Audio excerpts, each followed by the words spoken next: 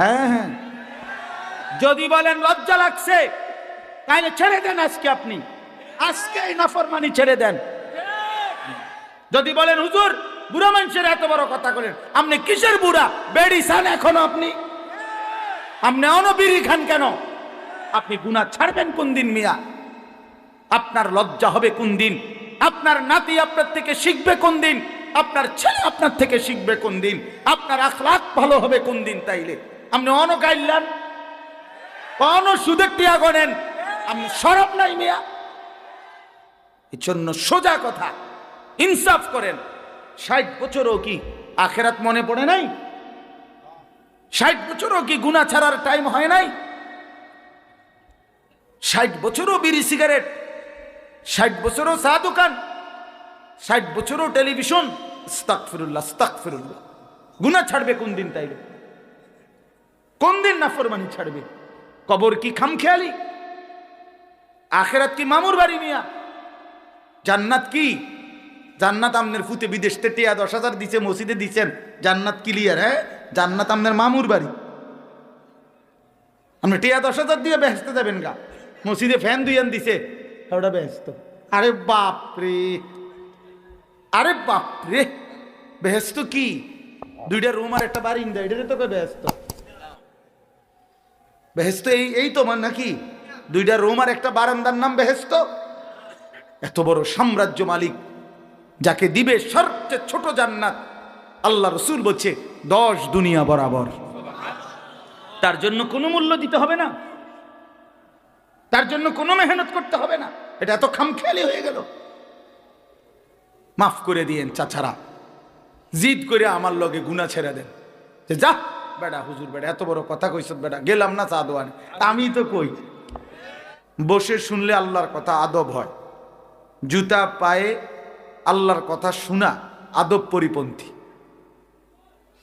হ্যাঁ, এটা কোরআনুল কারীমের মধ্যে আল্লাহ তাআলা মুসা আলাইহিস সালামকে বলছে। আমরা সবাই জানি এটা, যে মুসা নবীর সাথে আল্লাহ তাআলা প্রথম যেদিন তুর পাহাড়ে কথা বলছেন, সেদিনই আল্লাহ বলছে প্রথম দিন, ফখলানা আলাইকা, মুসা তোমার জুতা খুলে ফেলো। এরপরে আল্লাহ তাআলা ওনার সাথে কথা বলছে। তার মানে আল্লাহর কথা শুনবার আদব জুতা খোলা, বসে পড়া। হযরত জিবরাইল আলাইহিস সালাম, আপনারা আমার দিকে তাকান, ছেলেরা এমনিই শুনবে ইনশাআল্লাহ। তো জিবরাইল আলাইহিস সালাম, হাদিসের মধ্যে আছে, যতবার তিনি নবী সাল্লাল্লাহু আলাইহি সাল্লাম এর কাছে মানুষের আকৃতিতে আসছেন, জিবরাইল নবীজির কাছে 2 ভাবে আসতেন। কখনো অদৃশ্যভাবে আসতেন, যেটা নবীজি টের পাইতেন। সাহাবীরা দেখতো না, বুঝতো, নবীজির চেহারা দেখে বুঝতো জিবরাইল আসছে। নবী সাল্লাল্লাহু আলাইহি সাল্লামের হালাত, চেহারার রং বদলাই যেত, রক্তিম লাল হয়ে যাইত, পবিত্র চেহারা থেকে ঘাম ঝরত, এবং নবীজি সাল্লাল্লাহু আলাইহি সাল্লামের নাকের কাছে, মুখের কাছে মৌমাছির গুনগুনে আওয়াজ শোনা যাইত। সাহাবীরা বুঝতেন জিবরাইল আসছে, কোরআন নাজিল করছে। তো এটা ছিল একটা। আর কখনো কখনো জিবরাইল আলাইহিস সালাম সরাসরি মানুষের আকৃতি ধরে নবীজির কাছে আসতেন। এই মানুষের আকৃতি ধরে যখন আসতেন, তখন তিনি নবীজির সাথে যে কথা বলতেন, বসে কথা বলতেন আদবের সাথে। নবীজি সাল্লাল্লাহু আলাইহি সাল্লামের সামনে একবারে নামাজের হালাতের মতো বসতেন। নবী সাল্লাল্লাহু আলাইহি সাল্লামের 2 হাঁটু মোবারকের সাথে হাঁটু মুখোমুখি করে জিবরাইল বসতেন, বুক বরাবর, হাঁটু বরাবর, চোখ বরাবর। মনে করেন আমার এই 2 হাঁটু বরাবর যদি ওইদিকে কেউ বসে আমার মুখোমুখি, তাহলে হাঁটু যেমন বরাবর, তো বুকও তো বরাবর, চোখও তো বরাবর, ঠিক না? এতে তাওয়াজ্জু বেশি হয়, এতে ফায়দা বেশি হয়, উপকার বেশি হয়। চোখের সাংঘাতিক পাওয়ার, নজরের বরকত হয়। এই কারণে এই 2টা কথা মিলাইয়া বললাম। একটা হলো আল্লাহর কথা শুনতে বসতে হয়, জুতা খুলতে হয়। এজন্য দাঁড়াইয়া আল্লাহর কথা শোনা আদব না। হ্যাঁ, একান্ত নিরুপায়, জায়গা কোনোভাবেই আর নাই, অথবা জায়গাটাই এমন যে দাঁড়ানো ছাড়া উপায় নাই, এমন কোনো পরিস্থিতি হতেই পারে। তো সেটা তো বিশেষ কারণ, তার জন্য দাঁড়ায় থাকলে অন্য বিষয়। এখন এরপরও যে ছেলেগুলো দাঁড়ায় রয়েছে, হইতে পারে এদের কারণ হলো এদের ফ্যান্ড এত সিফা যে এইটিতে বই তারে না, এটা শাস্তি স্বরূপ দাঁড়াইয়া থাকতে হয়। কারো কারো অভিশপ্ত জীবন যে ফ্যান্ড, আল্লাহর লানত এমন ফ্যান্ড যে এমন সিফা, এইটা দিয়ে আর বই তারে না, মানে তার বিচার দুনিয়াতেই চলতেছে। বুঝছেন না কথা? দুনিয়াতেই বিচার চলতেছে, কারণ হাসরের ময়দানেই আল্লাহ তাআলা বলছে মানুষগুলো দাঁড়িয়ে থাকবে পেরেশানির মধ্যে। এই জন্য এই সিফা প্যান্টের কারণে অনেক, আমি দেখছি অনেক ছেলে পেলে তাই না এটারে কোনো রকমে ঠ্যাং সরাইয়া কোনো রকমে বসে, মানে বেচারারে বসতে কইলে নিচে বইতে পারে না, পেশাব করতে পারে না, শরীর কুদ্দুর নাড়াইতে চারাইতে, এত চিপা টাইট প্যান্ট। তাহলে এইটা কেমন লানত তার উপরে যে কুদ্দুর বইতারও না, পেশাব করতারও না বৈশা, এত বড় অভিশপ্ত, এটা কি প্যান্ট কিনলাম? ইতিহাস গবেষকদের কথা হইল আফ্রিকার যারা গোলাম ছিল, কৃতদাস আফ্রিকান, তাদেরকে এই সিবা প্যান্ট ফিন্দাইত। হ্যাঁ সত্যি। কেন? যাতে করে কাজে ফাঁকি না দেয়, গোলামের কৃতদাসের কাজে যেন ফাঁকি না দেয়। এই জন্য দাঁড়াইয়েই পেশাব করতো, বসার সুযোগ ছিল না, এত টাইট চিপা প্যান্ট বসতে দিত না, বসার সুযোগ কম। এই জন্য এই একদম স্কিন যেগুলো শরীরের সাথে লাগা, এদের উপরে এই বড় অভিশাপ। এটা এরা সচরাচর আরামসে বসতে পারে না, বসতে পারে না। হ্যাঁ বসলে ওই চেয়ারে, তাও খুব কষ্ট হয়, এটা এত টাইট। নিজের কষ্ট নিজে অনুভব করে, এরপরেও এটা বদলায় না, কারণ ফ্যাশন যে। আমার শায়েখ আল্লামা মুফতি মুশতাকুন নবী সাহেব হুজুর বলে, রসিক বাতেও মরে, রসিক শীতেও মরে। বুঝলেন না ভাই? রসিক বাতেও মরে, শীতেও মরে। খানার কথা বলছে আর কইছে, কয় না খাইয়া আইছে। শীত লাগেনি কইছে, আর কয় না কোনো সমস্যা, কিসের শীত। এখন আর ওইরকম ভারী কম্বলও দিছে না, ভাতও দিছে না, তো এখন পেটের বুকেও মরে, শীতেও মরে। তো এটার বলে আর এই যে রসিক বাতেও মরে, রসিক শীতেও মরে, দোনো দিক দিয়ে মরে। তো এই জন্য এই রসিক কষ্টে মরে সিবা প্যান্ট পরে, একেবারেই অনর্থক। তোমরা যারা ছেলেরা ভাইবা দেখো, ফ্যাশনের জন্য তো সামান্য বিবেক খাটাইতে হয় যে আমি কি ধরনের ফ্যাশন, এটার ভিতরে তো একটা বিবেক থাকা চাই। কোরআন শরীফে আছে, আল্লাহ তাআলা বলছেন পোশাকের ব্যাপারে, ইয়া বনি আদম কদ আনজালনা আলাইকুম লিবাসান ইওয়ারি সাওআতিকুম ওয়া রিশা। কোরআন শরীফের আয়াত।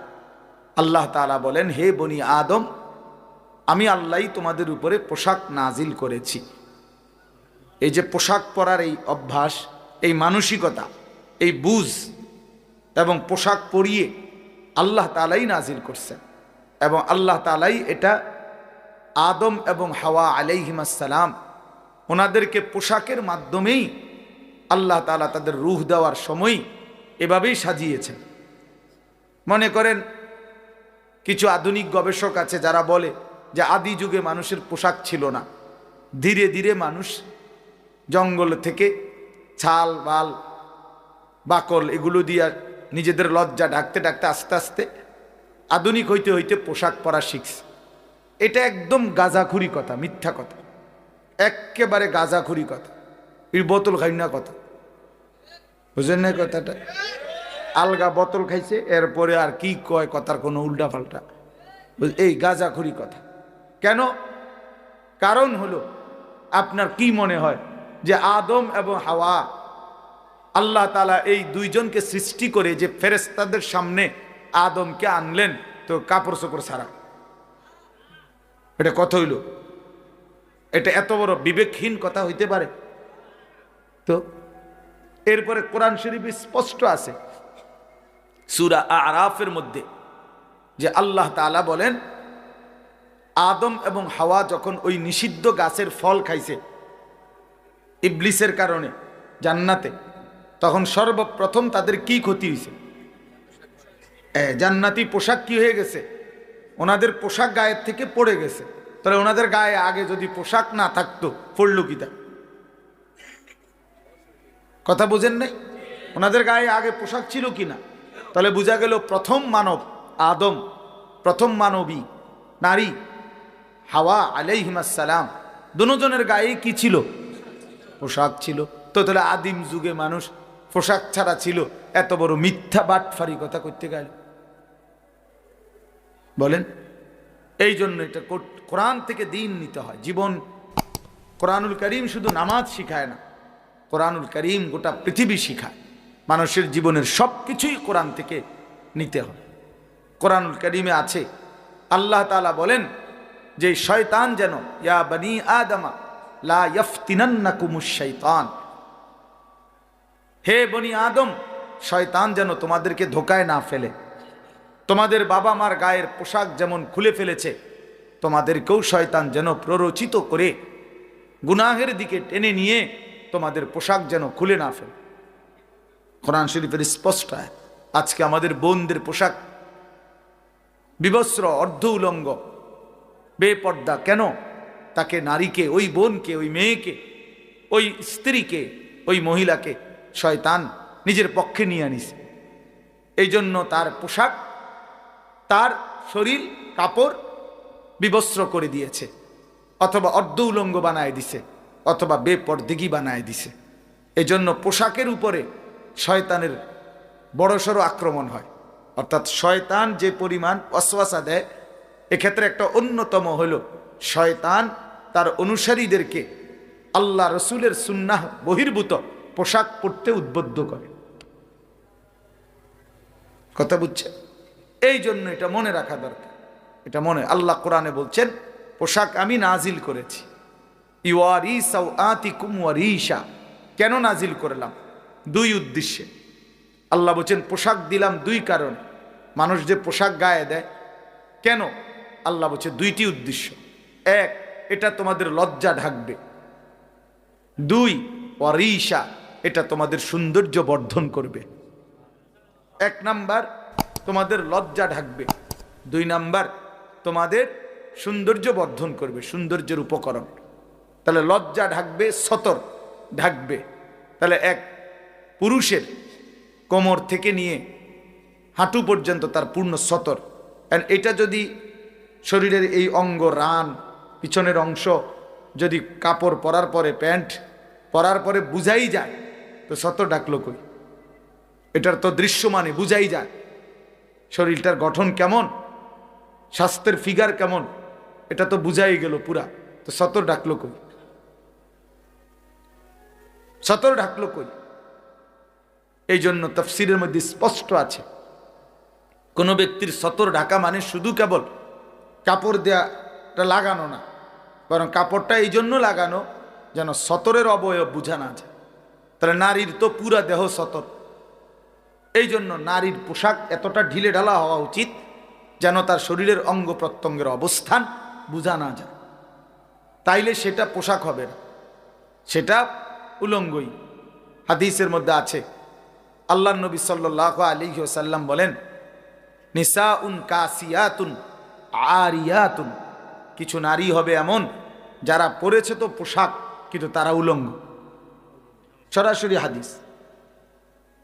কাসিয়াতুন আরিয়াতুন, এমনি তো দেখতে মনে হয়েছে পোশাক গায়ে দিছে, কিন্তু আসলে তারা উলঙ্গ। আরিয়াত মানে উলঙ্গ। মা ইলাতুন মুমিলাতুন, যারা নিজেকে, পর পুরুষকে নিজের দিকে আকর্ষণ করে, পর পুরুষও তাদের দিকে আকর্ষিত হয়।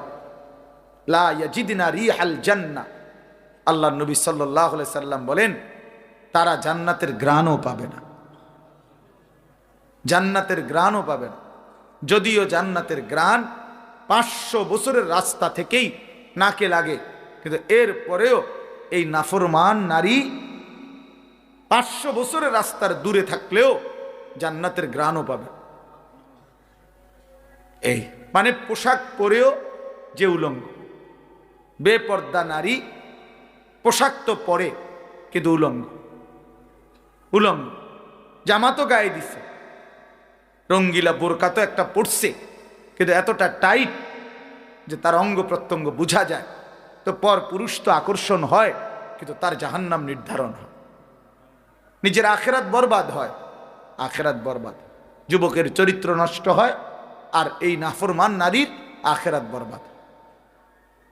এই জন্য বন্ধু, কথার প্রসঙ্গ দেখে এটা বললাম আর কি, যে আল্লাহ তাআলা বলছে পোশাক আল্লাহ দিয়েছেন, এই জন্য কোনো কাফের বেঈমান থেকে পোশাকের ডিজাইন নিতে নাই।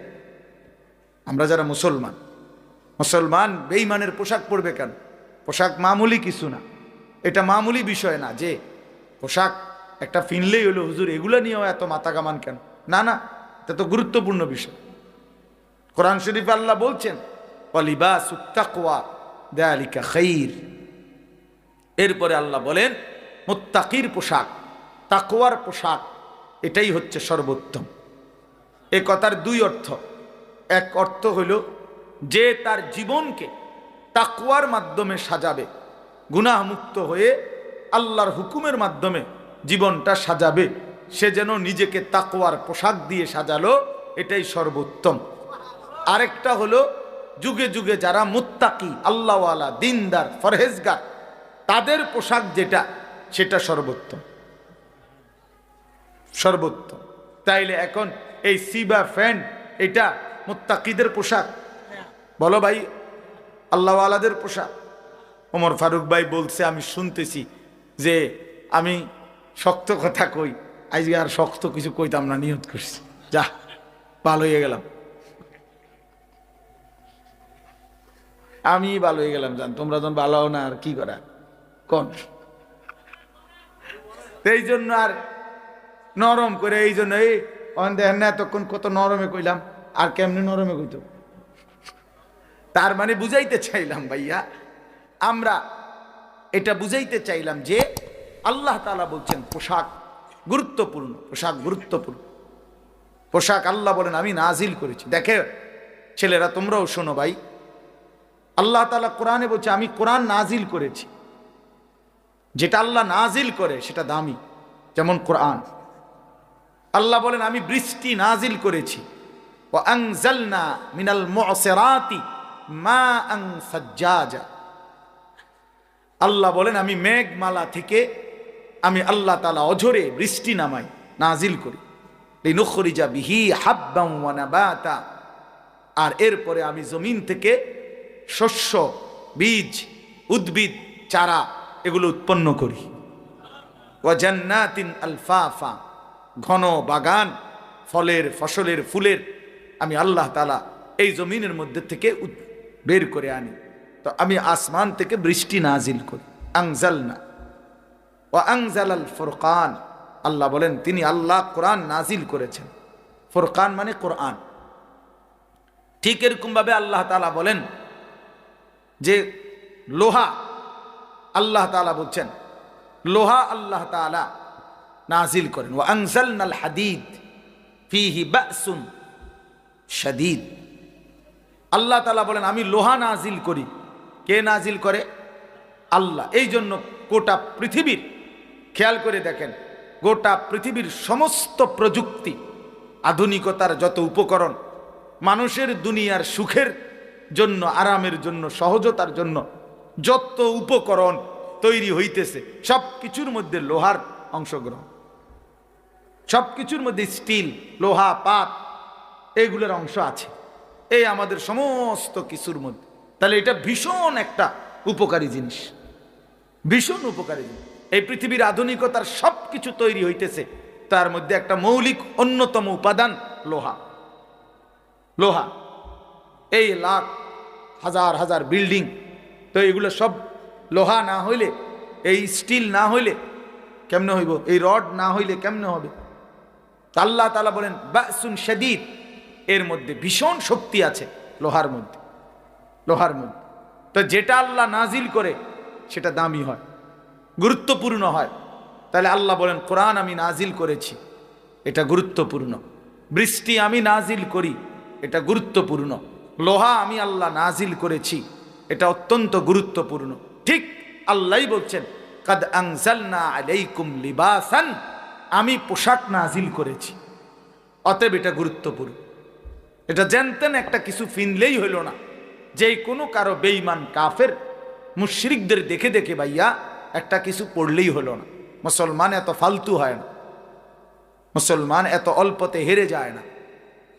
যেই কোনো কাফের বেঈমান ইয়াহুদি, খ্রিস্টান, হিন্দু, বৌদ্ধ, নাস্তিক, মুরতাদে যেটাই আমারে দেখাই দিল, আমি এটাই পড়লাম, এটাই পড়লাম। মহিলাদের নেশাই এটা।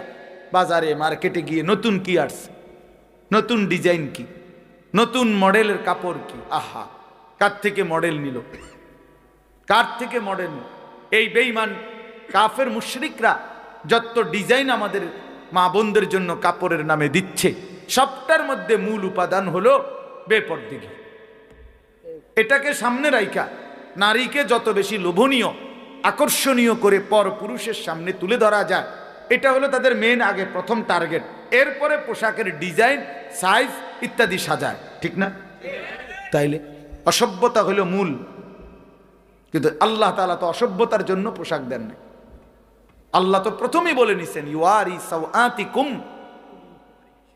কেন তোমাদের পোশাক নাজিল করলাম? তোমাদের লজ্জা ঢাকবে। একমাত্র মানুষ, এই পৃথিবীর সব প্রাণীর দিকে তাকায় দেখেন, গরু, ছাগল, কুকুর, বিড়াল, এরা এদের লজ্জাস্থান নিজ দেহের কোনো অংশ দিয়া ঢাকে। আল্লাহ কুদরতিভাবে এভাবে রাখছে, লেজ দিয়ে, দুই পায়ের অবস্থান দিয়ে তারা তাদের লজ্জাস্থান ঢাকতে পারে। কিন্তু একমাত্র মানুষ, পুরুষ কিংবা নারী, কেহই পোশাক ছাড়া তার লজ্জাস্থান ঢাকতে পারবে। সিস্টেম আছে কোনো? না। শরীরের অঙ্গ দিয়ে লজ্জাস্থান ঢাকার কোনো সিস্টেম তার সিস্টেমে নাই। তাকে লজ্জা ঢাকতেই হবে পোশাক দিয়ে, পোশাক দিয়ে।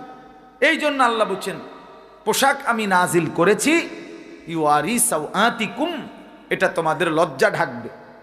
এই জন্য ওয়ারিশা, এবং সৌন্দর্যও হবে, পোশাকের সৌন্দর্য হবে। এই জন্য আমি অনুরোধ করছি ছেলেরা, প্রিয় ভাই, নিজের পোশাকের প্রতি যত্নবান হোক। একটা পোশাক একটা মানুষের ধর্মের পরিচয় বহন করে, পোশাক মানুষের বংশের পরিচয় বহন করে, পোশাক মানুষের ব্যক্তিত্বের পরিচয় বহন করে, পোশাক মানুষের রুচির পরিচয় বহন করে। বাহ্যিক এই পোশাক মানুষের ভিতরের চিন্তাধারার প্রকাশ করে। আরবিতে বলে আয-যাহিরু উনওয়ানুল বাতিন, মানুষের ভিতরের ঠিকানা, মানুষের বাহির দেখেও ভিতর আন্দাজ করা যায়, ভেতর আন্দাজ করা যায়। যেমন একদম সহজ উদাহরণ, কোনো মানুষের দিকে, চেহারার দিকে তাকাইয়েই মানুষ বলে, কি ভাই মনটা খারাপ, অথচ মনটা যেটা কইতেছে মনটা খারাপ, দিল, অন্তর, এটা তো ভিতরে, কিন্তু তার চেহারার মধ্যে সেটা প্রকাশ পাচ্ছে। অথবা কি ভাই খুব ফুর্তিতে আছেন মনে হয়, খুব খুশিতে আছেন, এই যে, তাহলে দিলের খুশি চেহারার মধ্যে কি পায়? প্রকাশ পায়। দিলের অসন্তুষ্টি, পেরেশানি চেহারার মধ্যে কি পায়? প্রকাশ পায়। মানুষ দেখেই মনে করে, কি ভাই খুব চিন্তিত মনে হচ্ছে। তাহলে বোঝা গেল মানুষের বাহ্যিক চেহারা মানুষের ভিতরের অন্তরের প্রতিচ্ছবি। ঠিক তেমনি ভাবে তুমি যুবক, তোমার চেহারা, তোমার চুল, তোমার লেবাস, তোমার পোশাক, এটা তোমার ভিতরের ঈমানের প্রতিচ্ছবি। তোমার দিলে ঈমান আছে কিনা, তুমি আল্লাহ চিনো কিনা, আখিরাত চিনো কিনা, তোমার মৃত্যুর কথা মনে আছে কিনা, তোমার পরকাল নিয়ে কোনো ভাবনা আছে কিনা, এটার প্রমাণ তোমার এই বাহ্যিক চেহারা, বাহ্যিক এই পোশাক। অসংখ্য ছেলে পেলে তোমরা এটা বুঝতে চাও না, তোমরা এটা বুঝতে চাও না, সারাক্ষণ তাকাইয়া থাকো কোনো বেঈমানের মতো। কোনো বেঈমানের ডিজাইন তোমার খুব দ্রুত লুফে নাও, গ্রহণ করে নাও, অথচ ইমানদারের পোশাক তোমার পছন্দ হয়। তুমি দেখো তো ভাইয়া, ওলামায়ে কেরামকে পৃথিবীবাসী কি পরিমাণ ইজ্জত করে, তাহলে তাদের পোশাক কত সম্মানী। তুমি দেখো তো আউলিয়াদেরকে মানুষ কি পরিমাণ ইজ্জত করে, তো তাদের পোশাক চলাফেরা এটাও তো সম্মানী। কোরআন শরীফে আছে, এবার বুঝাই। কোরআন শরীফে স্পষ্ট আছে, আল্লাহ নবী সাল্লাল্লাহু আলাইহি সাল্লাম কম্বল গায়ে দিয়ে শুইছেন কম্বল গাও দিয়া। নবী সাল্লাল্লাহু আলাইহি সাল্লামকে আল্লাহ তাআলা এই কম্বল গায়ে অবস্থায় আল্লাহ তাআলা ডাক দিছে, বন্ধু আপনাকে আমার এখন কথা বলবো, আমি ডাক দেব। তা আপনার গায়ে যে কম্বল, এখন আপনারে কি কম্বল বাদ দিয়া শুধু ডাক দিমু? কম্বলটা আমি কম্বলটাকে কি করব? তা আল্লাহ বলে, বন্ধু যে কম্বল আপনার গায়ে, আমি আল্লাহর কাছে সেই কম্বলটাও প্রিয়। এজন্য বন্ধু শুধু আপনাকে ডাকবো কেন, কম্বলটাকে সহই ডাক দেই, ইয়া আইয়ুহাল মুজাম্মিল, হে কম্বল পরা বন্ধু আমার। সরাসরি কোরআনের আয়াত। তো রাসূলুল্লাহ সাল্লাল্লাহু আলাইহি সাল্লামের গায়ের কম্বল দামি হয়ে গেছে, দামি হয়ে গেছে। ইয়া আইয়ুহাল মুজাম্মিল, নবী সাল্লাল্লাহু আলাইহি সাল্লাম চাদর গায়ে দিয়েছেন, চাদর গায়ে আল্লাহ নবী সাল্লাল্লাহু আলাইহি সাল্লাম, আল্লাহ তাআলা বলছে, বন্ধু আমার যে আপনাকে এখনই ডাক দিতে মন চাচ্ছে, কিন্তু চাদরটা কি করব? বাদ দেব চাদর? না বন্ধু, আপনার গায়ের ওই চাদর এটাও আমার কাছে প্রিয়, এই জন্য আপনাকে ডাক দিতে গিয়ে চাদরকে বাদ দিলাম না। ইয়া আইয়ুহাল মুদ্দাসসির, হে চাদর পরা নবী আমার। কি বুঝা গেল বাপ? রাসূলুল্লাহ সাল্লাল্লাহু আলাইহি সাল্লামের কম্বলটাও দামি, চাদরটাও দামি, তাহলে নবীর জামাটাও দামি, নবীর লুঙ্গিটাও দামি, নবীর দাড়িও দামি, নবীর টুপিও দামি, নবীর পাগড়িও দামি, নবীর সাথে লাগা প্রতিটা পোশাকই এই পৃথিবীর সবচেয়ে সুন্দর, সবচেয়ে সুন্দর, সবচেয়ে সুন্দর। বাকি তোমরা যারা বেঈমানের মতো সাজলা গুজলা, তোমরা ভুল করলা, ব্যর্থ হইলা, ফ্যাশনের নামে, সৌন্দর্যের নামে জাহান্নামের আগুন নিজের গায়ে লাগাইলা, বরবাদ হইলা। এটা ফালতু মডেল ধরলা, ফালতু ফালতু ফালতু। হ্যাঁ, চুলের এই সমস্ত কাটিং সিটার বাটফারের কাটিং, কোন ইমানদারের কাটিং। তুমি খবর নাও বেটা, রাগ হইবার কিছু নাই বেটা, পুট্টা খোর, বাবা খোর, ডাইল খোর, ইয়াবা খোরের কাটিং এগুলো। এটা কি আব্দুল জোনায়েদ বাগদাদির কাটিং? কথা বলেন না তো, তাইলে তো এটা কিসের কাটিং ধরলা?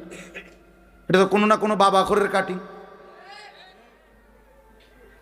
খবর না গাও তুমি সমাজে, সমাজের যারা পুট্টাখোর, বাবাখোর, এগুলোর পোশাক দেখো, এগুলোর চুল দেখো, এটা কেমনে পছন্দ হলো? ছি ছি ছি, এত নিকৃষ্ট মানুষের ফ্যাশন পছন্দ হয় কেন? সিনেমার নায়কের কোনো চরিত্র আছে? সিনেমার নর্তকীর কোনো চরিত্র আছে? চরিত্র থাকলে সে সারা দেহ, সারা পৃথিবীরে দেখায়, বুড়ারও দেখায়, জোয়ানেরও দেখায়। কোনো রুচিই তো নাই বেডি, অসভ্য বেডি। বেডি বোঝে না এটা, যেটা বুড়া বেড়া হইতো চাইবো এটা তো। তুই কথা বলেন, আত্মসম্মান থাকলে যে এটা আমার আল্লাহ একটা সৌন্দর্য দিছে, এর লাগে এটা কি ফতে কাটে মানুষে দেখবো এটা? তাহলে বুঝা গেল রুচিহীন এরা, এরা রুচিহীন, বর্বর এরা। এই জন্য আল্লাহ তাআলা বলছেন, বাপ লিবাসুত তাকওয়া যালিকা খায়র, মুত্তাকির পোশাক উত্তম, মুত্তাকির পোশাক উত্তম। আল্লাহর নবী সাল্লাল্লাহু আলাইহি সাল্লামের এক সাহাবী হযরত বারা ইবনে আযিব রাদিয়াল্লাহু তাআলা আনহু, তিনি বর্ণনা করেন, নবীজি সাল্লাল্লাহু আলাইহি সাল্লাম একদিন একটা চাদর পরে বসছেন, চাদর গায়ে। তো উনি বলেন চাদরটার মধ্যে এরকম লাল লাল ডোরা কাটা, মানে লাল লাল সুতা ছিল আলাদা, একটু একটু সুতা লাল লাল, বাকি চাদরটা পুরা লাল না। চাদর হয়তো অন্য কালারের, কিন্তু ওই যে দেখো, ওই যে ছেলের মাফলারটার মধ্যে একটু লাল রং আছে না, এরকম কথার কথা, লাল পারওয়ালা, আমাদের রুমাল সাদা লাল মিশাই আছে না, এরকম। তো লাল ডোরা কাটা, লাল সুতার পারওয়ালা একটা চাদর গায়ে দিছে নবীজি সাল্লাল্লাহু আলাইহি সাল্লাম।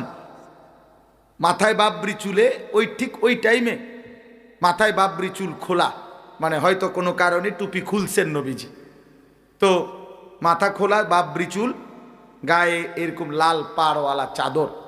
হযরত বারা ইবনে আযিব বলেন, আমি শুধু একটা নজর তাকাইলাম নবীজির দিকে, তাকায়া উনি বলেন, খোদার কসম, আমি আমার দুই নয়নে এরকম লাল চাদর পরিহিত, লাল পাড়ওয়ালা এবং বাবরি চুল বিশিষ্ট এমন সুন্দর প্রিয়জন আর কাউকে দেখিনি।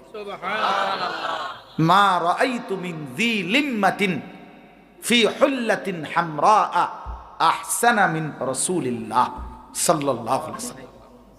বাবরি চুলওয়ালা, লাল পাড়ওয়ালা চাদর পরিহিত রাসূলের চাইতে সুন্দর আমি বারা আমার দুই নয়নে কাউকে দেখি নাই। কি সুন্দর লাগছে! তখন সাহাবী পাগল হয়ে গেছে যে কি সুন্দর লাগছে নবীর গায়ের চাদর, নবীর গায়ের চাদর। সাহাবায়ে কেরাম বর্ণনা করছেন এভাবে, বাবা রাসূলুল্লাহ সাল্লাল্লাহু আলাইহি সাল্লামের পোশাকগুলোর বর্ণনা সাহাবীরা দিয়েছেন। নবী সাল্লাল্লাহু আলাইহি সাল্লামের চাদর মোবারক কেমন ছিল, টুপি মোবারক কেমন ছিল, নবীজির গায়ের জামা কেমন ছিল, পরনের লুঙ্গি কেমন ছিল, লুঙ্গি কতটুকু উঁচু করে পরতেন, এই সব কিছু সাহাবীরা বর্ণনা করছেন। আরো একটা ঘটনা বলি, রাসূলুল্লাহ সাল্লাল্লাহু আলাইহি সাল্লামের বিখ্যাত সাহাবী হযরতে ওসমান রাদিয়াল্লাহু তাআলা আনহু, নাম শুনি না আমরা? ইসলামের তৃতীয় খলিফা, নবীজির দুই মেয়ের পরপর জামাতা। এক মেয়ে ইন্তেকাল করছে, তো নবী আরেক মেয়ে ওনার রেখে দিছে। এত ভালোবাসতেন নবীজি। আল্লাহ নবী সাল্লাল্লাহু আলাইহি সাল্লামের ওই দ্বিতীয় মেয়েটাও মারা গেছে।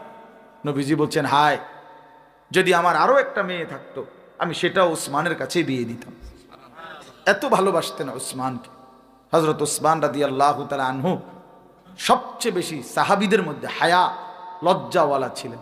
ওই যে আমরা যে জুমার খুতবা পড়ি, দ্বিতীয় খুতবার মধ্যে আমরা এটা বলি, ওয়া আশাদ্দুহুম হায়াআন উসমান, আরহামু উম্মতি বি উম্মতি আবু বকর, ওয়া আশাদ্দুহুম ফি আমরিল্লাহি উমর, হ্যাঁ, ওয়া আসদাকুহুম হায়াআন উসমান। এই যে সবচেয়ে বেশি লজ্জা উসমানের ছিল। ওসমান রাদিয়াল্লাহু তাআলা, এই ওসমান রাদিয়াল্লাহু তাআলা আনহুকে হুদাইবিয়ার সন্ধির সময় নবী সাল্লাল্লাহু আলাইহি সাল্লাম ৬ষ্ঠ হিজরিতে মক্কায় আসতে চাইছিলেন উমরা করার জন্য মদিনা থেকে, প্রায় ১৪০০ সাহাবী নিয়ে। তো মক্কায় ঢুকবার আগে হুদাইবিয়া নামক একটা জায়গায় এখানে বাধাগ্রস্ত করছে। তো মক্কাবাসী আল্লাহ নবী সাল্লাল্লাহু আলাইহি সাল্লাম, অনেক লম্বা ঘটনা। তো নবী সাল্লাল্লাহু আলাইহি সাল্লাম মক্কার কুরাইশদের সাথে কথা বলার জন্য এই ওসমান রাদিয়াল্লাহু তাআলা আনহুকে প্রতিনিধি হিসাবে নিজের পক্ষ থেকে পাঠাইছিলেন যে তুমি যাও মক্কায় কুরাইশ নেতৃবৃন্দের সাথে কথা বলো যে আমরা যুদ্ধ করতে আসি নাই, আমরা আল্লাহর ঘর তাওয়াফ করব, উমরা করব। ২-৩ ঘন্টার কাজ, উমরা করতে ৩ ঘন্টা লাগে না। ওই যে এরশাদ ভাই উমরা করে মাত্র আসছে, এই 1-2 দিন হয়েছে। তাজা আমার উমরা করে আসার পরে আজকেই প্রথম দেখা হয়েছে আমার সাথে। তো আল্লাহ কবুল করেন। তো এই রাসূলুল্লাহ সাল্লাল্লাহু আলাইহি সাল্লাম ওনাকে বললেন, তুমি গিয়ে বুঝাইয়া বলো তাদেরকে যে আমরা এইবার যুদ্ধ করতে আসি নাই। বদরের যুদ্ধ করছি, উহুদের যুদ্ধ করছি, আগেও যুদ্ধ করছি, যুদ্ধ হইতে পারে তোমাদের সাথে, কিন্তু সেটা ঘোষণা দিয়া, কিন্তু এখন আসছি আমরা আল্লাহর ঘর তাওয়াফ করতে, তোমরা আমগরে বাধা দিও না। এই তখন আমার বলার উদ্দেশ্য হলো, ওসমান রাদিয়াল্লাহু তাআলা আনহু তখন রওনা দিছে এই দূত নবীজির প্রতিনিধি হিসাবে মক্কায় ঢুকতে। তো ঢুকবার সময় মক্কার কুরাইশদের একজন নেতা ছিল আবান ইবনে সাঈদ। উনি ছিলেন ওসমান রাদিয়াল্লাহু তাআলা আনহুর চাচাতো ভাই। উনি আগায় আসছে ওসমানকে নেওয়ার জন্য, যদিও উনি কাফের, কিন্তু উনি আগায় আসছে কি নেওয়ার জন্য? মনে করেন আমারে একটু আগায় আনছে না সাথীরা, তো একটু আগায়া গেছে উনি। আগাইয়া যখন গেছে কুরাইশ নেতৃবৃন্দের কাছে আনবে, আবু জাহেল আবু লাহাবদের কাছে। আবু জাহেল নাই, তো মরিয়া গেছে আগে, যারা আসিল তারার কাছে। তো এরা এই যখন উনি আসছে, আসছে কুরাইশ নেতা ওসমানের সামনে, তখন ওসমান রাদিয়াল্লাহু তাআলার দিকে তাকাইছে। সে তাকাইয়া দেখছে ওসমান রাদিয়াল্লাহু তাআলার পরনের লুঙ্গিটা টাকনুর, মানে হাঁটুর গোড়া যে গোড়ালি, এটার অনেক উপরে, টাকনুর উপরে আর কি। তো এই আবান, এ তো কাফের সর্দার, সে বলতেছে, ওসমান তুমি এটা কি পড়লা? লুঙ্গি এটা রে এত উপরে উড়াইলা কা? হায় হায়, তুমি কি জানো না আমাদের কুরাইশদের মধ্যে যারা যত সম্ভ্রান্ত নেতা, যত উচ্চ পদস্থ, তার পরনের এই লুঙ্গি তত নিচে ঝোলে। যত বেশি রাস্তা ঝাড়ু দেয় তত বড় লিডার। মাত্র লিডার মানেই তো জনসেবা যে করে। তা তাইলে যিনি নিজের প্যান্ট দিয়ে রাস্তা ঝাড়ু দেয়, উনি বড় লিডার হবে না তো কে বড় লিডার হবে? বুঝেন না কথা?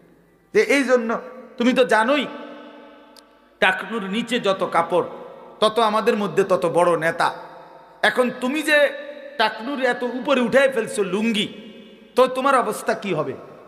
তোমারে তো তারা সামান্যতম মূল্যায়ন করবে না, বুঝবে ইসলাম গ্রহণ করার পরে তোমার কোনো পদে নাই, তোমার কোনো পদে নাই, তুমি মেম্বরও না, পদে নাই তোমার, তোমারে মূল্যায়ন করবে না।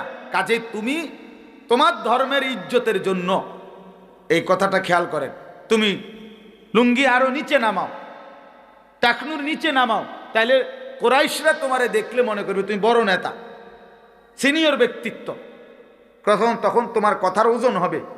আমরা স্পষ্ট কিতাবে পড়ছি, আল্লাহর কসম, নবীর সাহাবী তখন বলছে লা ওয়াল্লাহি হাকাদা ইজারু নবিয়িনা সাল্লাল্লাহু আলাইহি ওয়াসাল্লাম, বলছে বেঈমান না বেটা, 100টা আমি নামাবো না, আল্লাহি আল্লাহর কসম এরকমই আমার রসুলের পবিত্র লুঙ্গি, হাকাজা আমার রসুলের লুঙ্গি মুবারক তিনি এভাবেই পড়েন টাকনুর উপরে। কাজে আমার নবীর চাইতে বড় দামি সম্মানী তোদের কোনো বেঈমানের বেল আসেনি বেটা। কাজে আমি আমার রসুলের যেই লুঙ্গি মুবারক দেখছি যেভাবে পড়ে, আমি তার থেকে এক চুল নিচে নামাবো। এই পোশাকের গুরুত্ব বাপ দেখেন, আমি এতটা মনে করে আসি নাই, কেন জানি মনে পড়লো এতটি কথা। আশ্চর্য না, এটা আমার কোনো উদ্দেশ্য না, এটা আমি তো অন্য সূরা পড়ছি, কিন্তু এতগুলো কথা নিজের আল্লাহর পক্ষ থেকেই মনে আসছে যে পোশাকের সৌন্দর্য। সাহাবায়ে কেরাম পোশাকের ক্ষেত্রে পর্যন্ত নবীজির অনুসরণটা কিভাবে করছেন ভাইয়া, কিভাবে করছেন। আরেকটা উদাহরণ শেষ বলি, তাহলে আমার আয়াতের তর্জমা বলবো এরপরে। হযরত ওমর রাদিয়াল্লাহু তাআলা আনহু, এবার উনার কথা শোনেন। যুবক ভাই তোমরা গ্রহণ করার নিয়তে শোনো। এক তো হইল বন্ধু, আমি প্রতিদিন বলি, আমি নিজেও পেরেশানি বোধ করি, জনপ্রিয়তা দিয়া তো ভাইয়া তেমন কোনো কাজ হবে না। প্রিয় ভাই আমার, আমি নিজেও এটা নিয়ে চিন্তিত। মালিকের ইচ্ছা হইছে তো মালিক শ্রোতা আল্লাহর কথা শুনতে চাচ্ছে, কিন্তু মনে করো জনপ্রিয়তার কারণে আসলে যে এই হুজুর এখন একটু জনপ্রিয়, এই হুজুরের ওয়াজ এখন কেউ শুনতে চায়, এই জন্য আইলাম, হুজুর চাইলাম উনি মনেও কয় কিছু কথা, এই তাইলে তো বাবা লাভ হবে না। আমার জনপ্রিয়তা দিয়া তোমার কি? আমারে যদি 1 কোটি মানুষও চিনে, 10 কোটি মানুষও চিনে ভাইয়া, তো তোমার লাভ কি? তোমার ফায়দা বলো, বলো প্রিয় ভাই, বুঝতে শিখো। আমারে সারা বাংলাদেশও যদি চিনে অথবা না চিনে, এতে কি আসে যায়? তোমার লাভ কি? তোমার আখলাকের কথা বলো, তোমার জিন্দেগি বলো। তুমি যে 365 দিনে খোদার একটা বছরে ফজরের নামাজ পড়ো না, সেটা কি আমার জনপ্রিয়তা দিয়া তোমার পাপ মোচন হয়ে যাবে?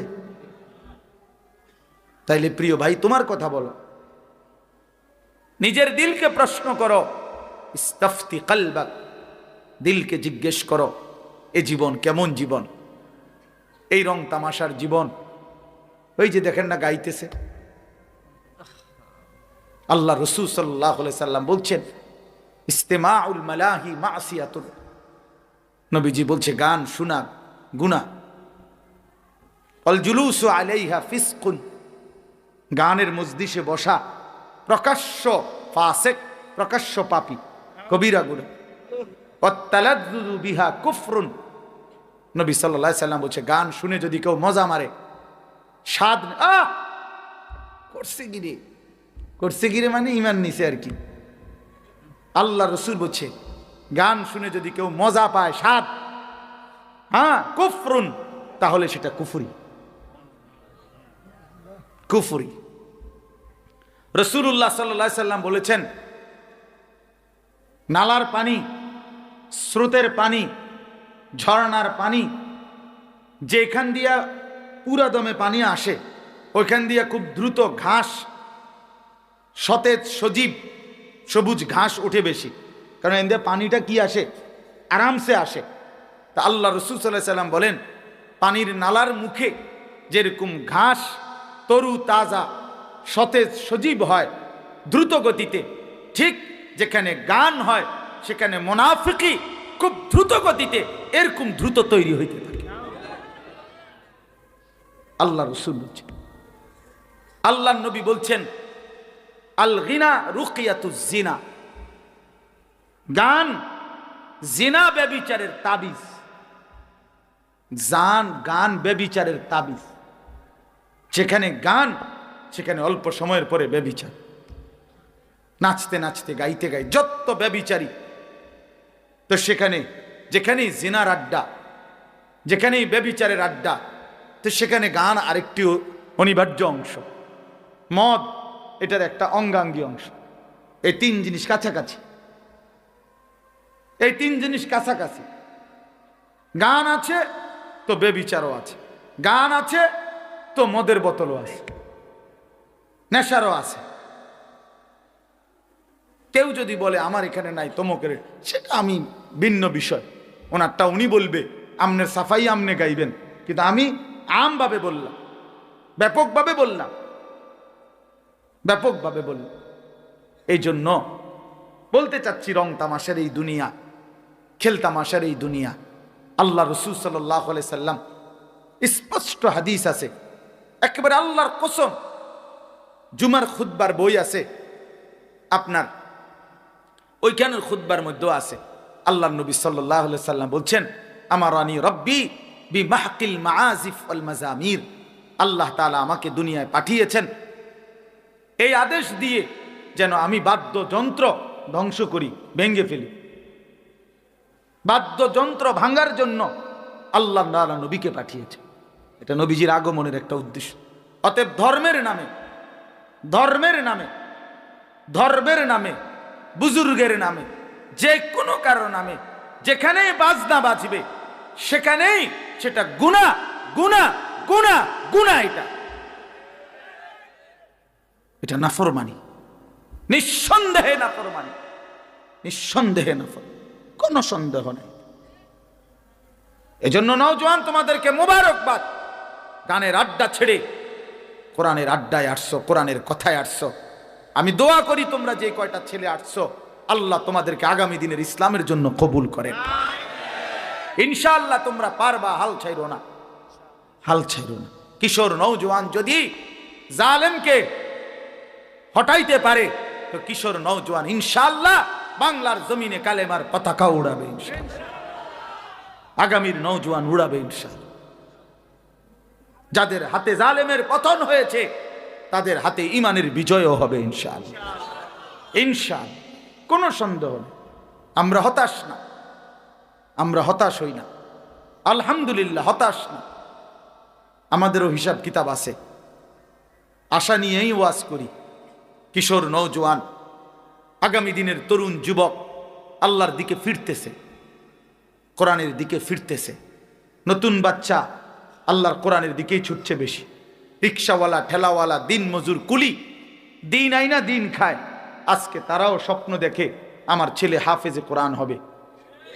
এক সমাজের উচ্চ পদস্থ পয়সাওয়ালা, ধনী, সর্বোচ্চ, সেও স্বপ্ন দেখে আমার ছেলেটা হাফেজে কোরআন হবে। এটা প্রমাণ করে আগামীর পৃথিবী কোরআনের পৃথিবী ইনশাআল্লাহ।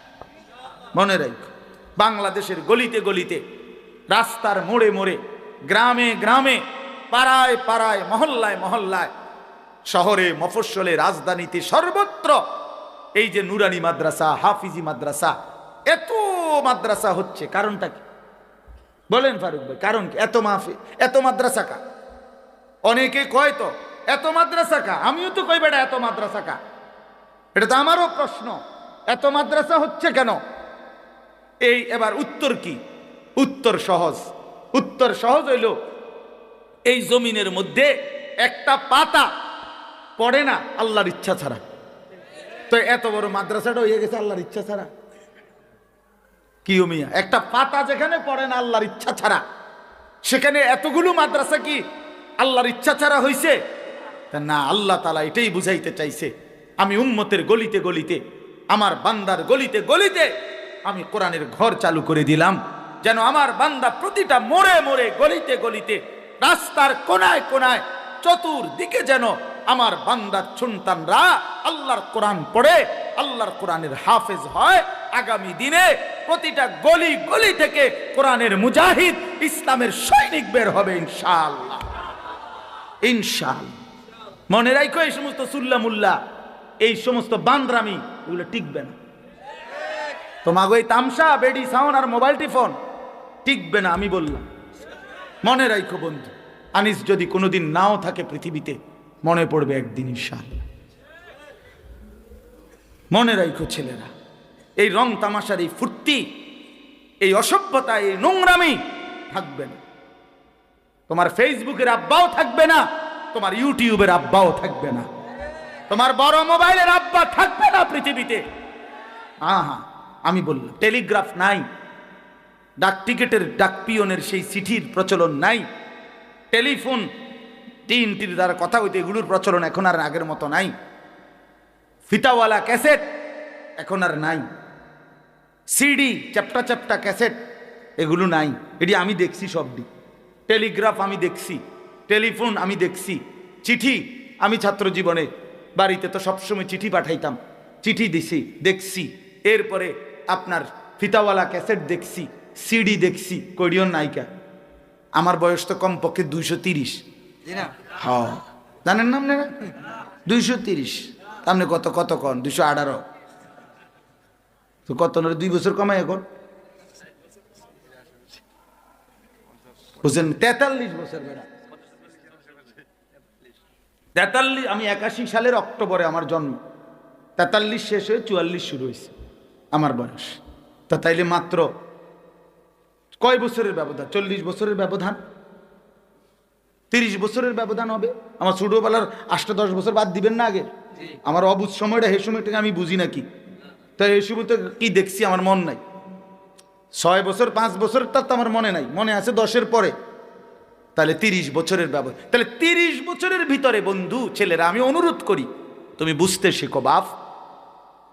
30 বছরের ব্যবধানে এতগুলো প্রযুক্তি নাই হয়ে গেল, তো আগামী 30 বছরের ভিতরে এগুলো তো থাকতো না,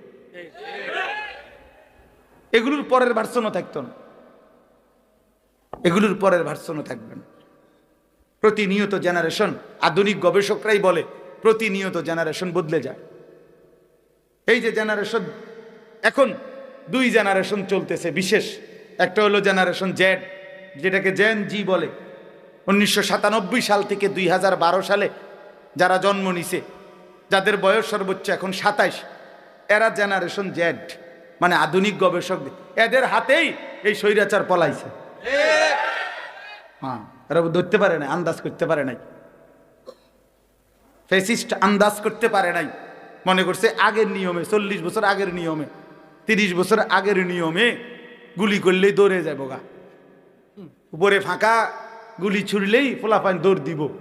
এখন দেখছে ওমা দৌড় দেয় না, গুলি ডাইরেক্ট বুকে মারলেও সরে না। এইটা ধরতে পারে নাই, এরা আন্দাজ করতে পারে নাই যে এই জেনারেশন আর আগের জেনারেশনে তফাৎ আছে। এই জন্য এটা তো পত্রিকা আসছেও, একজন পুলিশ বলছেও স্বরাষ্ট্রমন্ত্রীর ওই সময়, যে গুলি তো মারি একটা, বাকিটি তো যায় না। হ্যাঁ, এটা তো খবরে আসছিল, বাকিটি তো কি, বাকিটি তো একটা মরলে একটা মরে, কিন্তু বাকিটি তো কি, এরা বুঝে নাই, জালেম বুঝে নাই। এই জেনারেশন এরা ভিন্ন, এরা গুলির সামনে বুক পেতে দেয়, পিছপা হয় না, পিছপা হয় না। তাইলে এই জন্য বললাম ভাইয়া, প্রতিনিয়ত জেনারেশন বদলায়। 2013-র পর থেকে এখন আধুনিক গবেষকদের কথা হলো, এখনকার জেনারেশন হলো জেনারেশন আলফা। এরা নতুন জেনারেশন, আরো নতুন, আরো আপডেট জেনারেশন। এই এখনকার ছোট ছোট 7-8 বছরের পণ্ডিত, আম করতে বড় পণ্ডিত, আপনি জানেন না এতে কিতা বোঝে, এতে দুনিয়াটা খাইয়া লাগবে। এই এখন পিচ্ছি পিচ্ছি যেগুলো 8-10 বছরগুলো আরো বড় বিচ্ছু,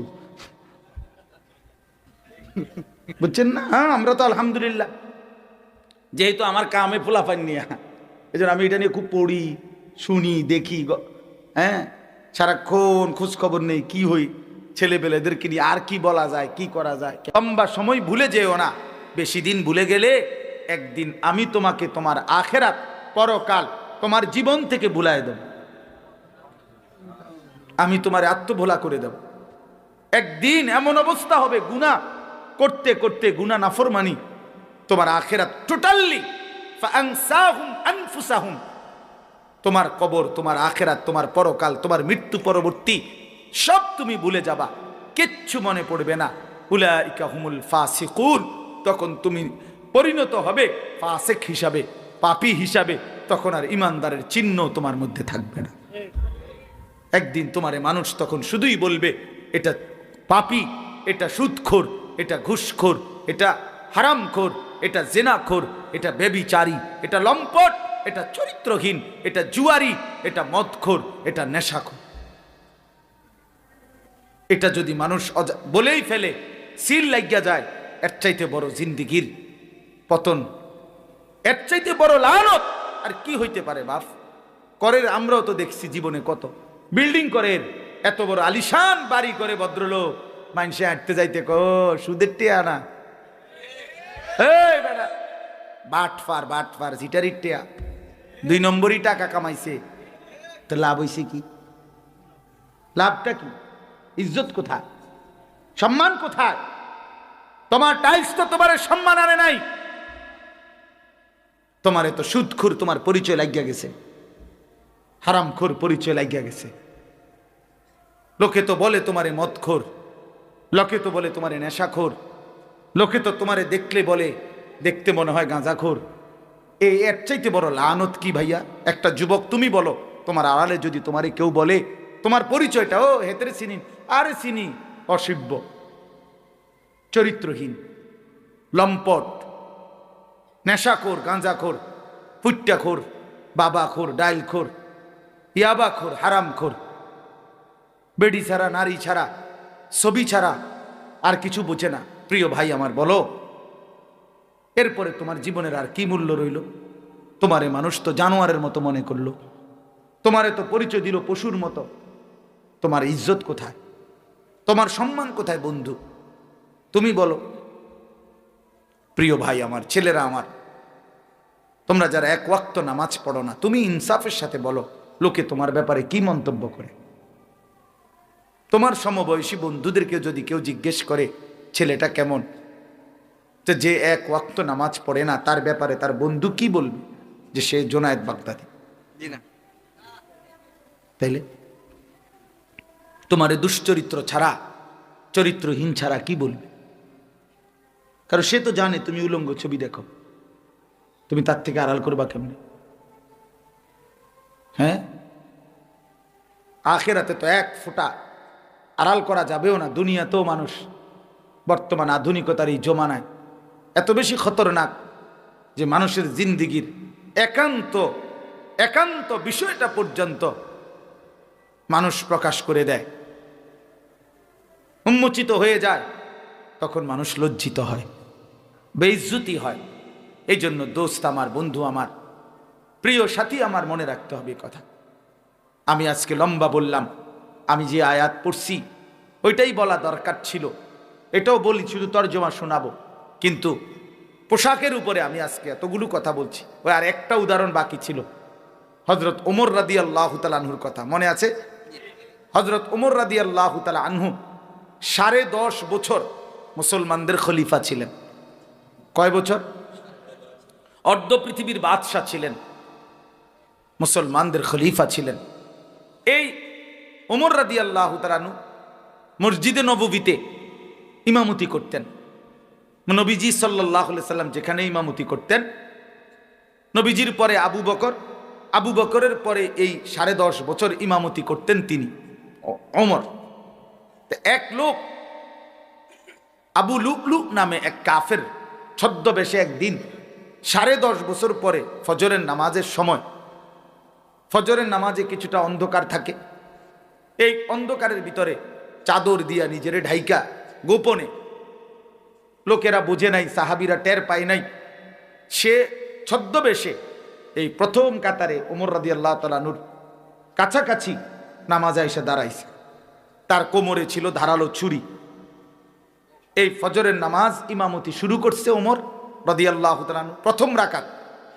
এই প্রথম রাকাতে যখন ইমামতি করতেছে, সূরা ফাতিহা পড়ে শুরু করবে আরেকটা কেরাত, এই সময় এই বেঈমান কোমর থেকে ছুরি বাহির করে হযরত ওমর রাদিয়াল্লাহু তাআলা আনহুর কোমরে 7-8টা ছুরির ঘাই দিছে, ফটাফট দামাদাম ছুরি মারছে, ওনার ঘাই দিছে, ছুরি দিয়েই দৌড় দিছে। তো হযরত ওমর রাদিয়াল্লাহু তাআলা আনহু, কিতাবে আছে স্পষ্ট, একটু পরে গিয়ে আইসা ওনার নারী বুড়িগুলো পর্যন্ত বের হয়ে গেছে। এইভাবে চাপ দিয়া ধইরা হযরত ওমর রাদিয়াল্লাহু তাআলা আনহু, একজন সাহাবী আব্দুর রহমান ইবনে আউফ, ওনাকে প্রথম কাতারের থেকে টান দিয়াই না ইমামের জায়গায় দাঁড় করাইছে। দাঁড় করাইয়া নিজে হাত দিয়া চাপ দিয়া ধইরা কাইট হইয়া যাইয়া পড়ে যাইতেছে। এই সময় আগে বলছে একটা কথা, আব্দুর রহমান, আগে ফজরের নামাজ শেষ করো, তারপরে আমারে ধইর। আল্লাহর কসম যুবক, আমরা কিতাবে পড়ছি, হ্যাঁ বন্ধু, কতদিন হয় ফজরের নামাজ পড়ো না, কতদিন। তোমরা কত ছেলের চেহারা দেখলে বোঝা যায় কালো চেহারা, তোমাদের বেনামাজির চেহারা কালোই থাকে, বিশ্বাস করো। আহা,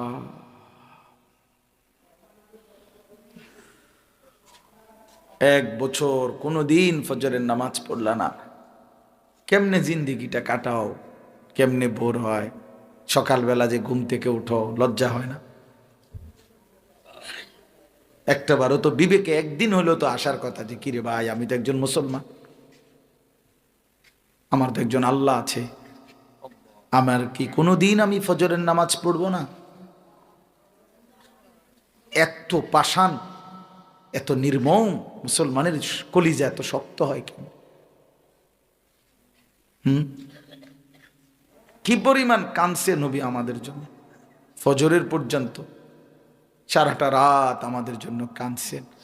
যার জন্য সারা রাত কাঁদলেন সে ফজরের নামাজে সেজদা দেয় না। তো ওমর রাদিয়াল্লাহু তাআলা আনহু বললেন, আব্দুর রহমান, আগে ফজরের নামাজ শেষ করো, তারপরে আমারে ধৈর, আমারে ধৈর না। কিতাবে আছে কাঁটা মুরগির মতো ওমর তরফাইছে, রক্তে ব্যথায়, কিন্তু সাহাবীরা আগে ফজরের নামাজ পড়ছে। এরপরে ওনারে ধরাধরি করে ঘরে নিয়ে গেছে, চৌকির মধ্যে শোয়াইছে। এই আমার বলার উদ্দেশ্য যে কথাটা, ছেলেরা শোনো, আমার কাছে আরবি কিতাব আছে, আমি ওই কিতাবে নিজে পড়ছি। এই ছেলেরা ধরাধরি করে, আরে লোকেরা ওনারে যখন ঘরে নিয়ে গেছে, চৌকিতে শোয়াইছে, তখন ছোট্ট কামরা, তো লোকজন 10 জন 5 জন 4 জন করে করে দলে দলে লোক আসতেছে, দেখতেছে, কাঁদতেছে। মানুষের মধ্যে খবর হয়ে গেছে না যে আমিরুল মুমিনিন রে কি করছে, ছুরি মারছে। দলে দলে মানুষ ছুটে ছুটে আসতেছে। ওমর রাদিয়াল্লাহু তাআলা আনহুর মুখে ওষুধ দেওয়ার কিতাবে লিখছে চেষ্টা করতেছে, কিন্তু এদিক দিয়ে বের হয়ে যায়, ওষুধের পানি, ওষুধ সব কিছুই দিতে পারতেছে না। ওমর রাদিয়াল্লাহু তাআলা আনহু তখন তাৎক্ষণিক যাবতীয় সিদ্ধান্ত, যেটা যেটা বলার, যেটা যা করতেছে, কারণ উনি বুঝতেছে উনি আর বাঁচবে না।